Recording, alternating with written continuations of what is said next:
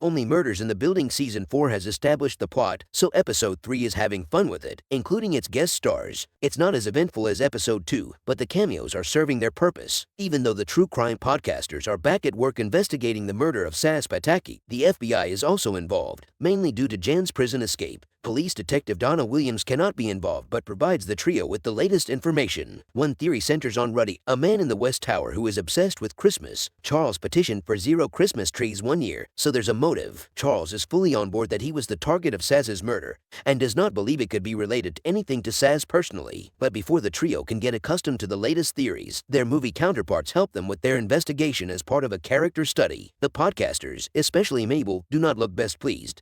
But what other choice do they have? And so, Season 4, Episode 3 sees the trio split up yet again, a sentence I am getting far used to saying. Mabel and Eva Longoria. Much to Mabel's irritation, Eva Longoria heads to Rudy's apartment before her. She's trying to do a character study on Mabel but exaggerates her personality, reducing her to an early day drinker. Mabel does not like Eva's approach as the actress rushes to solve the case. Eventually, they prove that Rudy cannot be the murderer because he secretly hates Christmas and would not have killed Charles as a result of an anti-Christmas tree petition. Rudy keeps up with the Christmas fanatic act for his fans. It's all about the money and keeping up with the appearance. Also, Mabel learns that the tinsel found in Charles' apartment is not actually a Christmas decoration, as she first thought. Mabel is going through a rough time in Season 4, especially as she's having a self-assessment of her own life. She warms to Eva Longoria by the end of the chapter because the actress is determined to crack the case, but you always get the sense that something is on her mind. Charles and Eugene Levy. Eugene Levy is a fan of Charles and helps him investigate Vince Fisher from the West Tower. They believe Vince Fisher wears an eye patch for no good reason, which could have led to accidentally shooting Sazz instead of Charles. They believe Vince may have a grudge against Charles. Hilariously,